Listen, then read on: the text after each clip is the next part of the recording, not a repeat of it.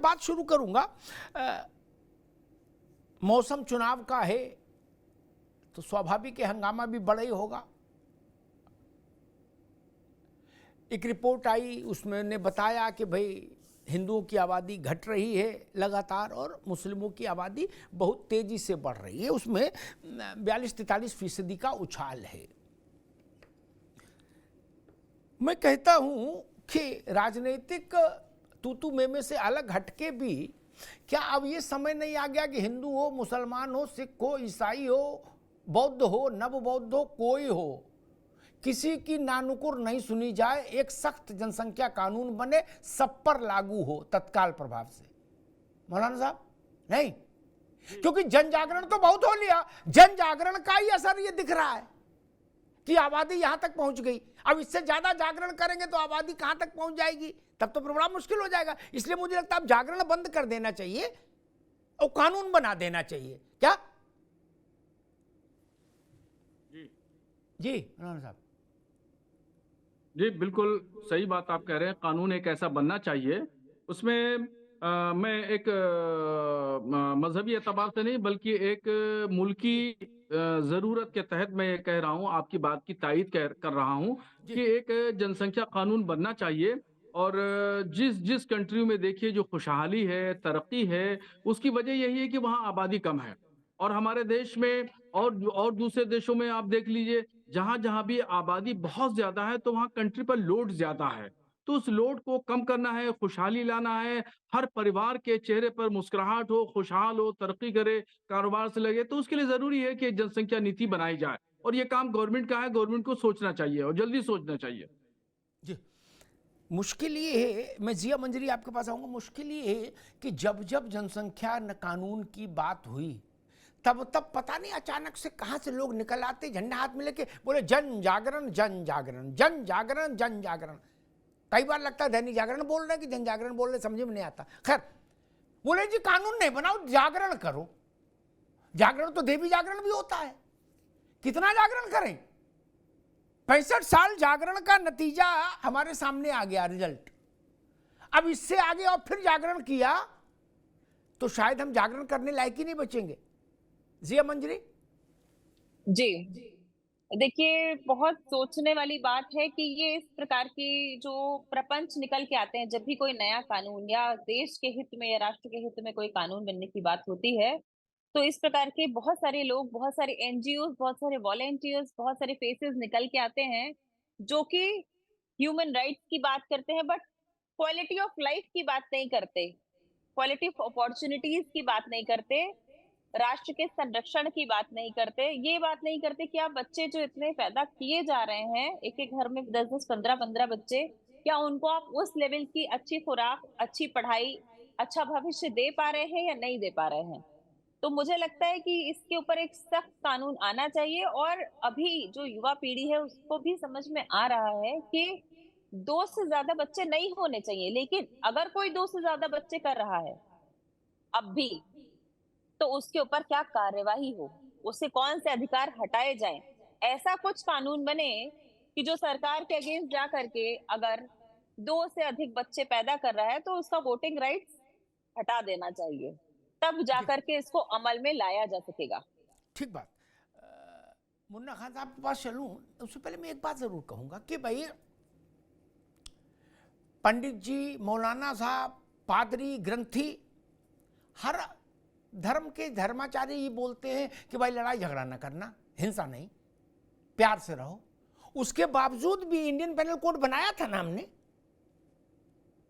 कि फला अपराध करोगे तो 20 डंडे लगेंगे, फला करोगे तो 40 लगेंगे।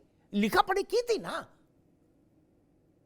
हर कथा के बाद पंडित जी कहते प्राणियों में सद्भाव हो, धर्म की जय हो, अधर्म का नाश हो। तो सब कानून डिलीट कर दे क्या? नहीं ना। ये जनसंख्या में ही भारत में ये बवाल रहा। बोले नहीं, आपको, तुम्हें मेरी कसम कानून ना बनाना। बोले फिर क्या करें? बोले जन जागरण, जन जागरण।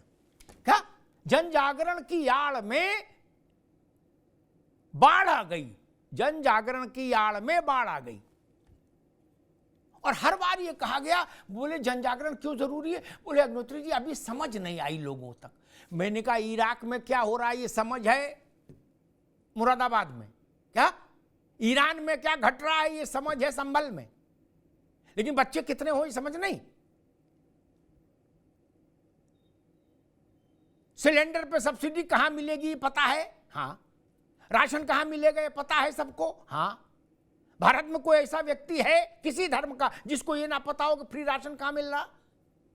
तो ये कैसे नहीं पता कि बच्चे कितने होने चाहिए? कौन सी सरकारी योजना से हमको 4 रुपए का लाभ हो सकता है उसकी जानकारी सबको है। उसके लिए कोई जन जागरण नहीं हुआ मुफ्ती साहब कभी क्या?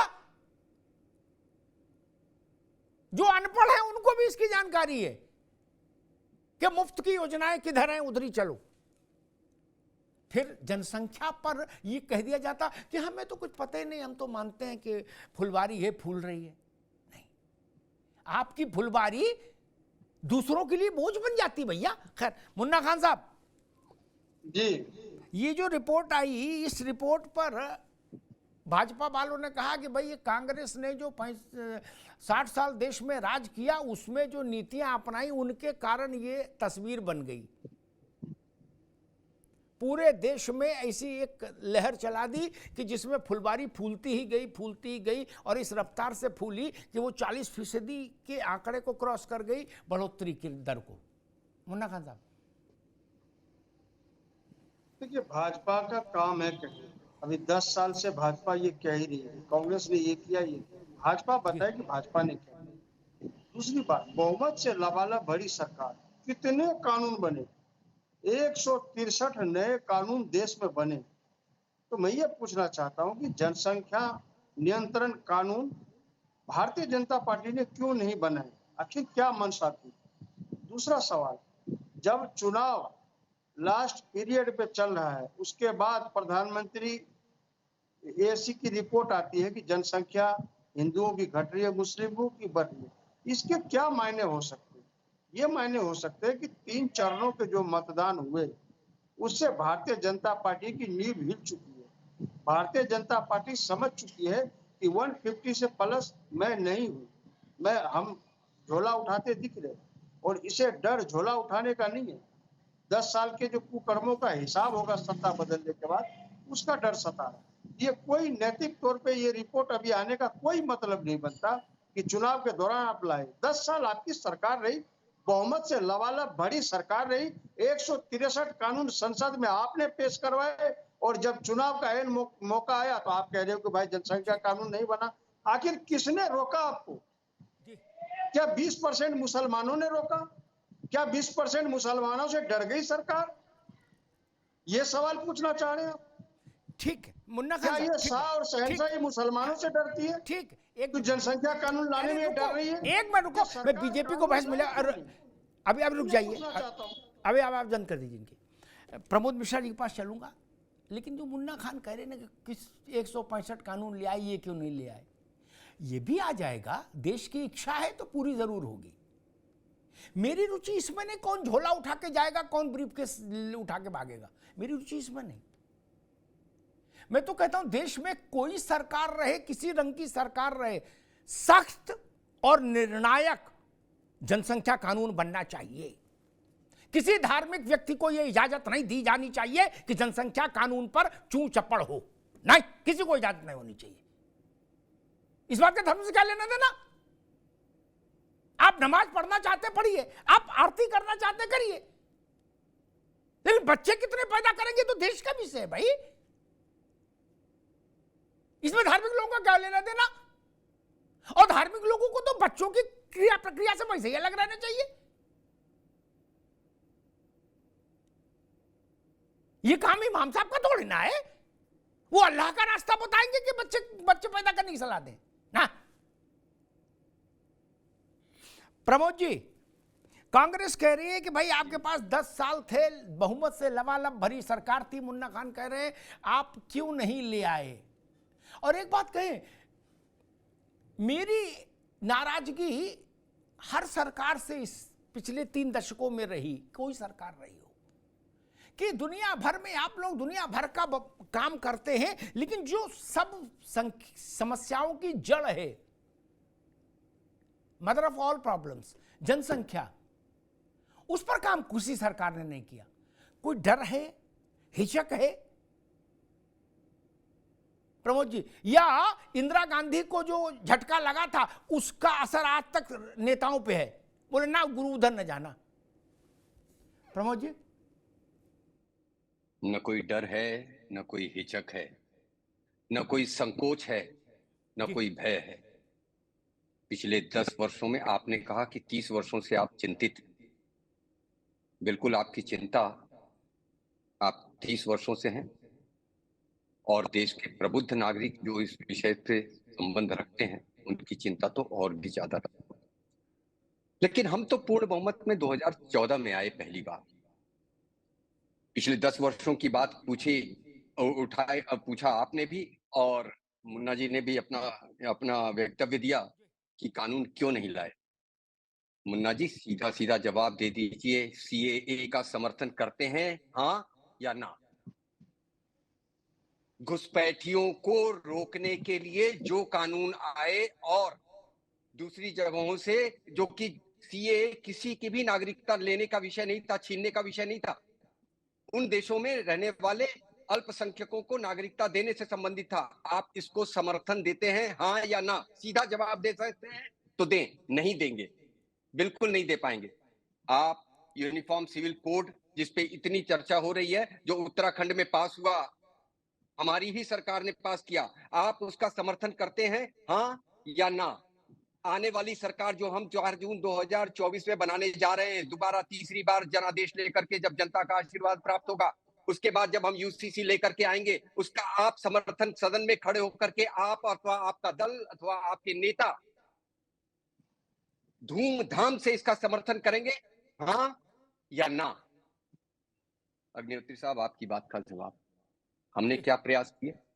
हमें कहा गया जनसंख्या विस्फोट पे हमने जगह जगह पर विभिन्न प्लेटफॉर्म्स पे हमने विषय ये उठाया है और अधिकृत वक्तव्य भी दिए हैं, और इसकी वजह से हमें लोगों के आलोचनाएं और आलोचनाओं का दंश भी झेलना पड़ा है समय समय पर। जी, आप एक वरिष्ठ पत्रकार हैं, आपने देखा होगा। प्रमोद भाई, मुझे लगता है लेकिन हम अपने वक्तव्य से ठीक, कभी भी पीछे ठीक है नहीं प्रमोद हुए। मिश्रा, हमने ठीक है प्रमोद जी, मुझे लगता है कि कि शिक्षा एक व्यवस्था हो सकती है। ठीक है प्रमोद जी, अब रुकिए। मुझे लगता है जैसे 2 पर्चे होते हैं ना, प्रैक्टिकल और थ्योरी। क्या थ्योरी का टाइम बीत गया? जन जागरण किया, लोक जागरण किया, सेमिनार कराई, बौद्धिक गोष्ठी कराई, सब अच्छा क्या पर्चा छप्पा के बंटवाए, सबको प्रणाम। अब कृपा करो, अब कृपा करो, दया करो देश पे महाराज। अब सीधा कानून बनाओ।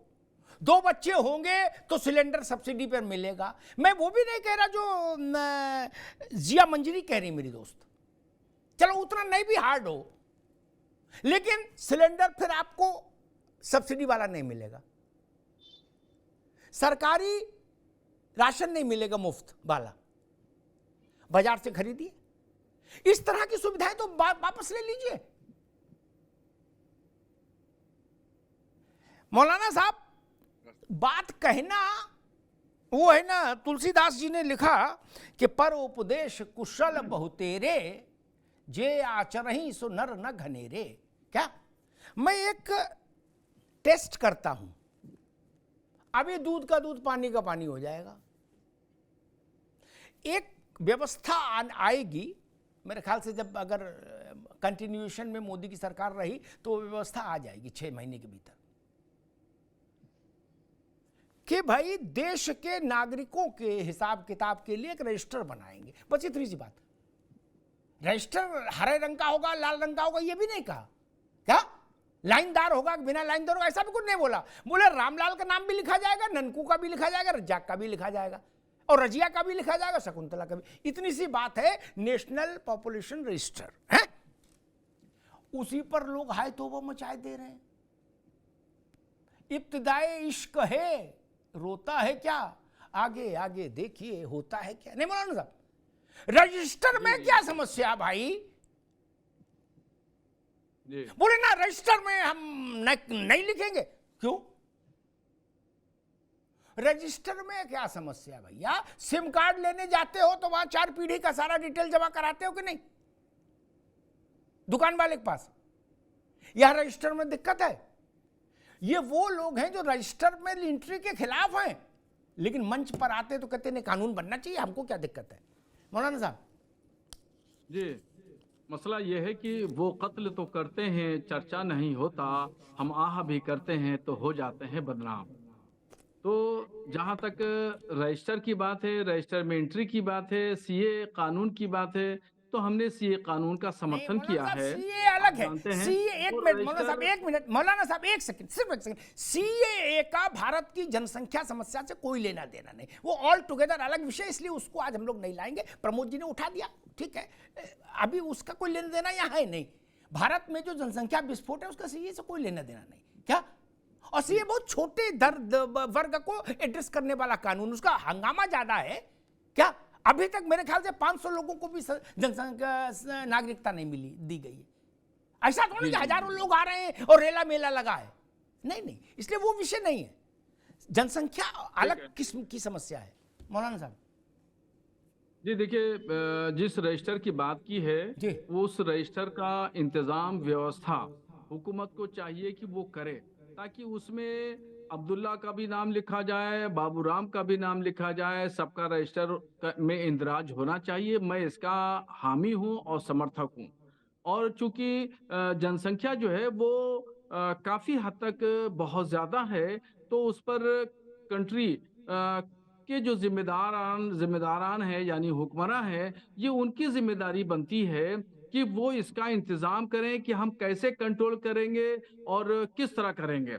तो ये पब्लिक का इंतजाम नहीं है। दरअसल जहां मुसलमानों की बात है कि मुसलमानों की जनसंख्या बढ़ रही है और हिंदुओं की घट रही है, तो इसमें दो बुनियादी चीजें हैं।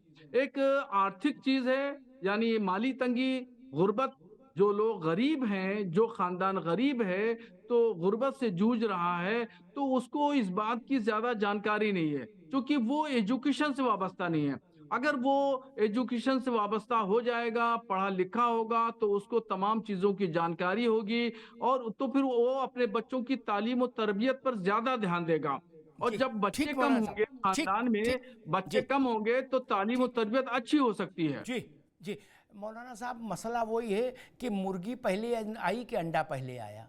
इस विवाद में मत उलझाइए अब जनसंख्या को, क्या कि गरीब गुर्बत जो है वो जब सरसब्ज हो जाएगा तो जनसंख्या का मसला समझ जाएगा, तब तक 10, 15, 20 की लिमिट में मत बांधो। वो जिंदगी में कभी सरसब्ज नहीं होगा 10, 15, 20 बच्चे करने के बाद, सरसब्ज होगा ही नहीं भाई, मुर्गी आएगी ही नहीं, अंडा लिए घूमते रहेंगे। नहीं नहीं, ये तर्क ठीक नहीं मौलाना साहब, माफ करिएगा ना। जिसके घर में अल्लाह के फजल से 10 बच्चे होंगे, उसके घर में गुर्बत कब जाएगी? कभी नहीं जा पाएगी। इसलिए मैं कहता हूं कानून बनाइए, सख्ती के साथ कानून बनाइए,